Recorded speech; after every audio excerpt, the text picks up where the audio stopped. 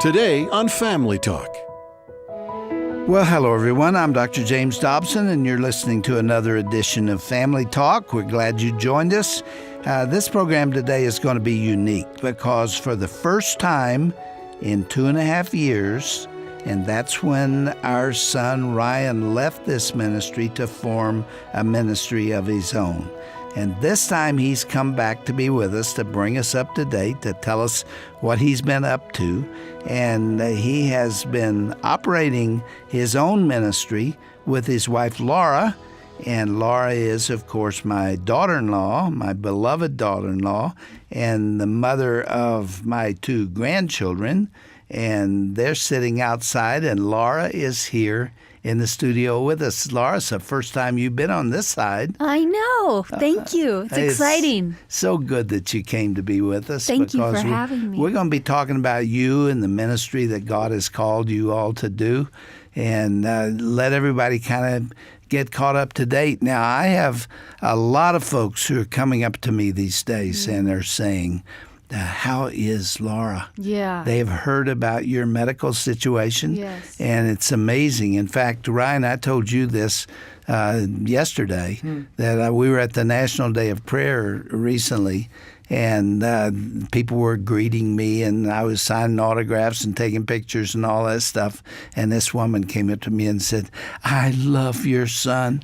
I absolutely love him. I listen to him every day on the radio or on podcasts, I guess it is. Both, that yeah. both? Mm-hmm. And that I just don't want to miss because everything he says is meaningful to me. I'm not going to be able to get out of the building now. My head's going getting bigger and bigger. Does that please you? You know what? It does if it's helping people. That's really the only reason we're doing what we're doing. If it's helping people, then it definitely pleases me. It sounds like it is. That is your mission, isn't it? Yes. Your mission is marriage Marriage and parenting. and faith. And it's called, has a crazy name. It's Rebel called parenting. Rebel parenting. That's right. Now, what does that mean? To me, that means somebody's trying to do it all by the wrong rules. Right.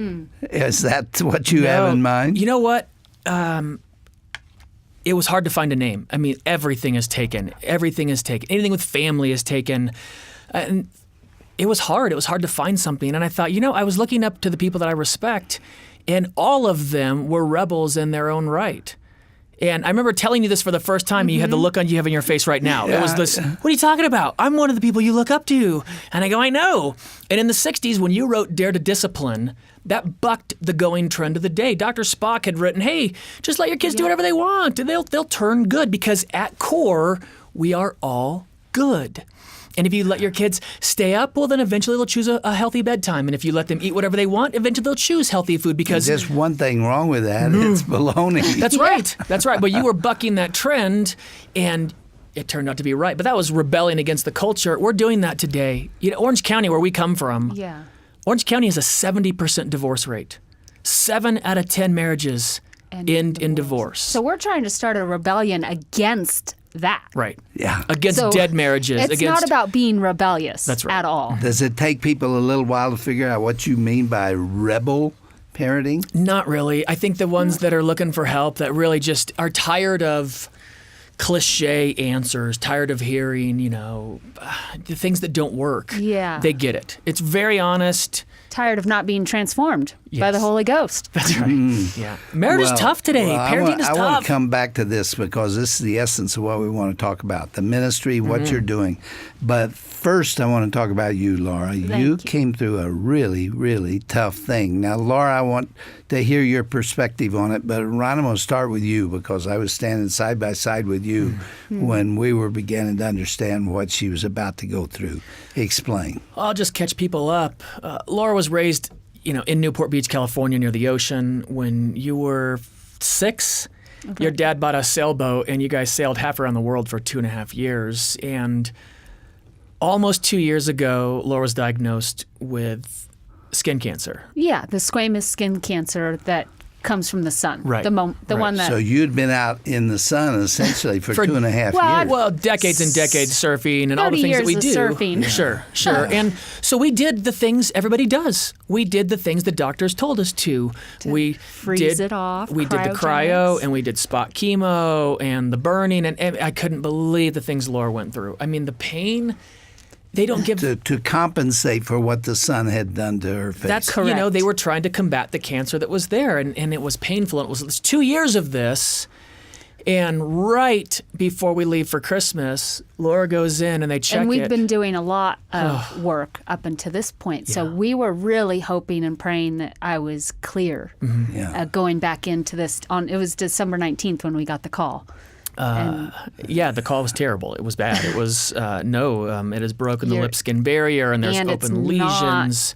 It was the step up. It was a step 4 of cancer. It was the one that they had to go in and actually take care of it. Squamous cell is scary stuff. Yes, my dad had that, and we prayed for him for weeks. And fortunately, the Lord healed him.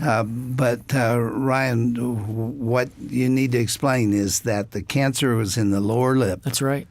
So we get back from Christmas, and we met with a specialist, and he said, I'm not qualified to handle this. You need to go to a better specialist than me. It's never something you want to hear at a doctor. You just don't want to hear those things.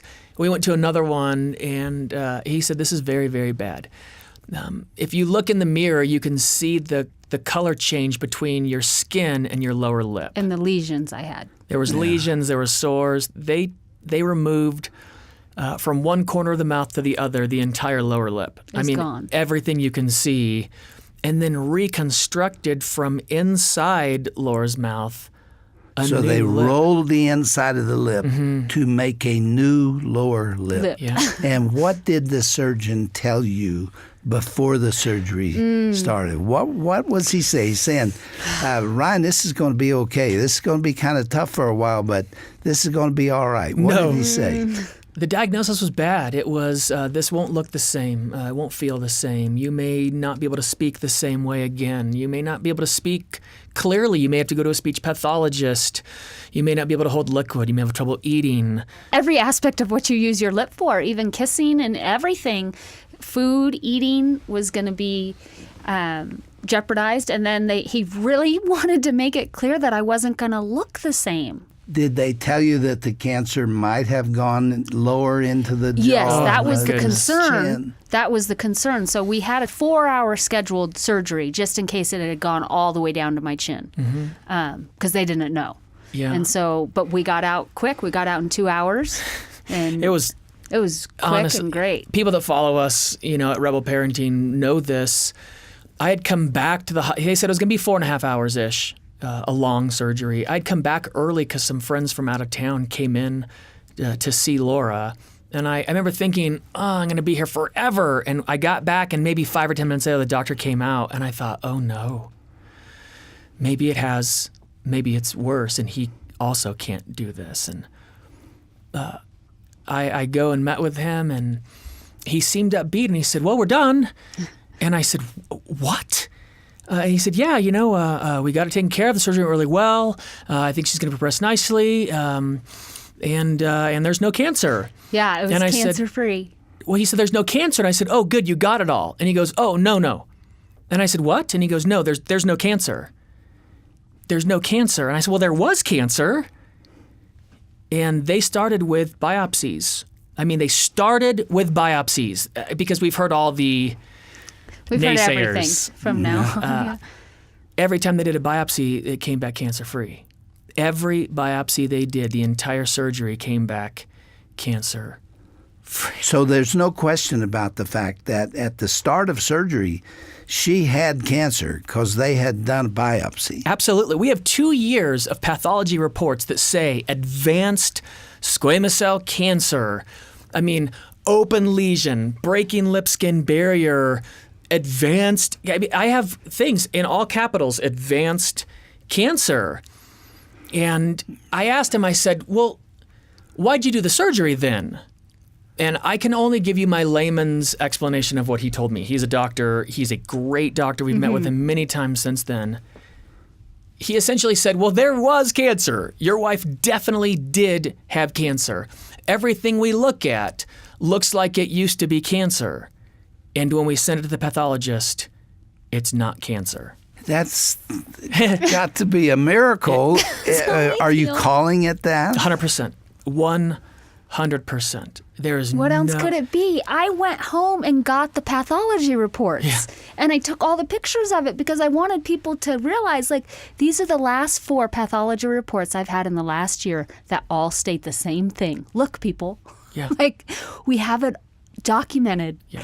And by the way, you're listening to Laura talk now. It's only been 64 days since surgery. 65 days, yeah. And I can talk. And I can eat and drink. And you look great, Laura. And you can barely tell.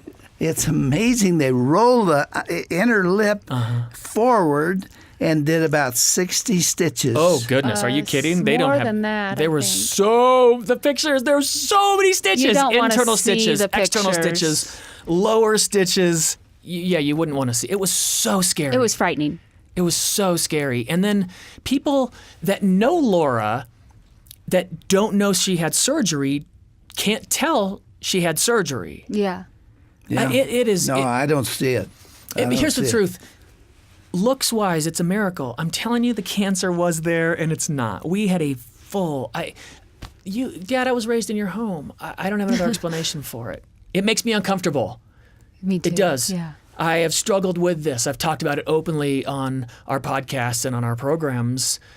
I don't have an explanation other than miracle, and I am so embarrassed to say, when I prayed that the Lord would take the cancer away, I did it in front of our kids because I was ashamed not to. Yeah. But it's 2018. Come on. When's the last time you saw a miracle? When's the last time someone had cancer and then they didn't have cancer? I don't have an explanation for it. Mm-hmm. They're not able to give you one. None. Would it be appropriate to say that without the surgery, it might have come back? He said 100% if we did not remove this, it will absolutely come back. 100% it will come back. When we test it, it is not cancerous. Laura, have you ever Miracle. seen a miracle before No, like sir. this? No, and I think still I'm in shock. Mm-hmm. I mean, I think every day we kind of still struggle with it. I don't know if anyone out there has ever experienced something like this. It jostles your mind and your faith, and it makes you grateful. Of course, I can't believe it. I can't believe it. Now, when you came from the hospital, we saw you early on, and your lower lip was really pooched out. Mm-hmm. I mean, there was no swollen. guarantee that was going to shrink and Nope. become normal again. Right. And we were all praying for you. Thank you. Thank you, Putting everyone our who arms prayed. around you. We were hurting for you. And you were in a lot of pain. Yes. Too. And yet it shrunk right down and looks like a natural lip. Thank you. Thank you. It does. Oh, I'm so grateful for that. Yeah, I mean, and I just have to say, the day you took me up to the first specialist, Jim Pa, I love you. And that's the name I call you, Jim Pa. That's what your kids call me. Yeah. And on that day, we prayed 7 times. And it just meant so much to me. I came home telling Ryan, I'm like, your parents are the real deal. Like, because I was nervous that day, and we got told bad news, and we got told we had to go to another specialist. And just being covered in prayer that day, it meant a lot. And I had fun hanging out with you and Shirley. That was a fun day for me, even though it was like horrible news. Yeah. You guys made it special It's for the me. first time and maybe the only time you've ever seen us facing a crisis. Yeah. And seeing how we dealt with ours. For sure. Because your crisis was our crisis. Yes. And yet the Lord was with us, wasn't he? Wasn't he? Oh, The for whole way. sure. If people have reason to doubt this, let me tell you that I think thousands of people were praying for you. It had to be. I mean, the prayer that we got was so overwhelming. And I want everyone to know the Lord was there. He's always there. Regardless of the outcome of the surgery, the Lord was there. He was always there. Yeah. Ryan, there's every reason to believe that Laura's surgeons were not believers. Well, he told me he wasn't. They were very uncomfortable with my prayers. And you insisted on praying. Oh, for sure, yeah. For them and Yep. for Laura and for the surgical team. You got it. and everything that was going to go. And they didn't know how to handle that, did they? They didn't, except one nurse. There was a nurse that was Who a knew for you. sure spirit-filled believer. Her who arms was are raised. So You know, thankful. I don't even care. I just don't care. My God is so big. He's so much bigger than my awkwardness and their awkwardness. I thank the Lord for their past and for their dedication to the craft and for their schools and for their professors and prayed protection for their families. And they were staring at their feet and didn't quite know what to do. You know, and I got to tell you, Dad, since then, because I've been really open about the whole thing on our live videos and on Facebook and that kind of stuff. And we have people that have emailed me and say, you know, I have this issue. Will you pray for me? And I say, of course, of course. I regularly send our newsletter out saying, what can I pray for you for? And people email me back. But I have people say, well, will you post this on your page so that I get, it's like somehow I've got this extra special line to the Lord. And I tell people, listen, I'm a human being.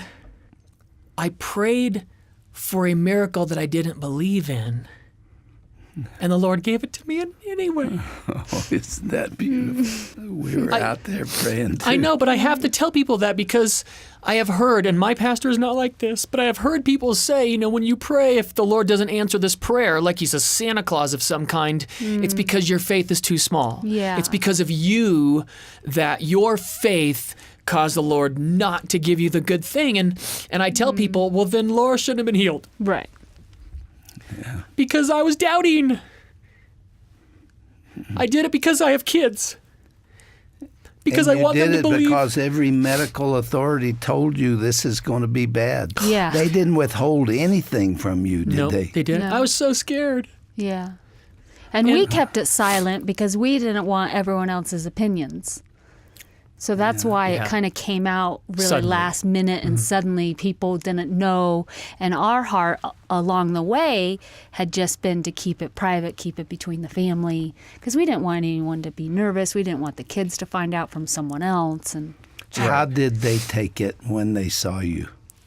I don't know, Oh, because I was kind of out of it. You have to Well- remember the first 3 days I was a little out listen, of it's it. 2018. So we forget different things. And we all have iPhones, and the kids have an iPad that they were at home. Lincoln was watching a show on the iPad at home while Laura was having her surgery. So Laura comes out of surgery still under a little bit of anesthetic and has her phone and is taking pictures of herself so she can see the photo of what she looks like. Well, we're all on the same iPhone account. So all photos go to all devices. So before we had gotten home, Lincoln had seen everything. I didn't know any of this. Neither did I. So we get Till home, now. Lincoln has seen all the photos Laura has taken. You know, he was well aware of He's 11 years old, Oh, yeah. and Lucy was 5. six. She had not seen him. He is so smart. I mean, he is so emotionally intelligent. Yeah. He knew not to show her those types of things, but he was like, "Whoa, Daddy," you know. But Lucy that kind first, of liked I haven't it. told you this. Okay, go for it. That first night, I said, "How does your mom look?" And he says, "Not good." Yeah, Yeah, I didn't look it was too good. great. It was Well, your lip That was was funny. really swollen. Yeah, it but you was. look great, Laura. Thank it's beautiful. Well, It it's really nice is. to not be wearing a mask finally, and just to be free, and now to get back to work. You know, for me, I've learned when I'm scared, I sometimes make mistakes, and I got really scared when they gave me that diagnosis. And I know other people out there listening can identify. And now I just feel like I'm coming back to myself again 3 to 4 months later. Like, whew, that was a big word dropped on you. Now, I don't hear any slurring. Nothing. I don't hear any, even though your lip is still kind of numb, Mm-hmm. right? And she's I in can't a ton whistle. of pain. I can't whistle. You're and I'm in still a lot in of some pain. pain. Yeah, it feels really stretched out. Feels like a big sunburn, and it's like someone's pulling your lip apart. Yeah. That's what it feels like. But the doctors tell you you're on track Completely. for recovery. 100%. It was so funny. The doctor, every time we go in, he goes, "Man, I did it. Good job. well, he cannot believe. I love that he toots his own horn. I want a confident doctor, but he keeps going, man, I can't believe I didn't get before pictures. I can't believe no one would believe. No one would believe Yeah. what we did. Every time he says it's so great, and it's true. It's just true. The stuff that Let him crow. Who cares? Oh, are Yeah. you kidding? I love Yeah. it. He is the greatest. Oh, the greatest. He did such a good job. And I got to pray for him. I got to pray for all those people there. Well, and it's What a funny because I blessing. decided not to go under. I didn't want to go completely under, so I was present and listening to the surgery the whole time. You were not. Well, I had a local. Is it called? A local with a little, Just twilight. a little twilight, because I you wanted come to in pay and out. attention. I like surgeries. I come from a surgical family. And you were listening to them talk. I was listening to them the whole time, and anyway, I looked up at him one time, and I'm like, well, I know there's at least 10,000 people praying for you right now, doctor. But if my father-in-law asked people to pray, it could be up into the millions. And I saw him take a step back, and he's like, okay. It was so funny because one of the nurses in the OR looked at Laura's chart and she goes, Dobson, Dobson? Are you Dobson? And Laura goes, he's my father-in-law. And she goes, oh my goodness, yeah, 10,000. There's a lot more people praying for you than that. Yeah, and the whole room. So that got was a little- cute. And then I come from a dentist family, and so I know how to block a jaw, like how to, Pain blocks. pain blocks on a jaw, and I know what tooth you go in between to make the whole jaw numb. In fact, you've got 4 brothers that are all in Every dentistry. single one of them are in dentistry, and I have my dad's a dentist. My grandpa was a dentist. Mm-hmm. So 3 generations of dentists, and I just got to sit there and listen to these physicians do this dentistry, and it was amazing And you to weren't talk about their terrified, jaw. Laura? No, not at all. I was fascinated. I like it. Yeah. I She's enjoyed a it. champ. No lie. People ask me all the time, seriously, so much tougher than me. For sure. She has taken... She's quite a lady. I'll tell Listen, you. honestly, people don't know. Cancer surgery, homeschools our kids, takes care of the house, co-hosts on my broadcast. I mean, we were talking with one of our doctors, and Laura's like, I'm just feeling like I'm really not, doing enough, and I'm not really pulling it together, and da-da-da-da. And the doctor goes, really? So you co-host a radio broadcast, and you homeschool your kids, and you take care of a house, and you just went through a major surgery. That sounds like you do everything. And I was like, it does. She does it all. Oh, my goodness. I couldn't be more proud of her. I love Thank doing the ministry you, with her. honey. Can we talk about that a little bit? Well, I tell you what, let's do one more program, and let's talk about what you did when you left here and how you got into the ministry you're into right now. All right. And how people can get in touch with you. In fact, you ought to do that right now. How can people reach you? Oh, rebelparenting.org. Very, very easy. Rebelparenting.org is our website. That's where our podcast is. Sign up for the newsletter, all of our resources, the upgrade, everything great is there. shows. And you answer all of them. Oh, yeah. It's a very personal Yes. kind of ministry where you care about people. We're getting into tomorrow's program because that's really what impresses me the most is that you guys pour your lives into this ministry. And good I role want to tell models. everybody, it is not easy to start a ministry.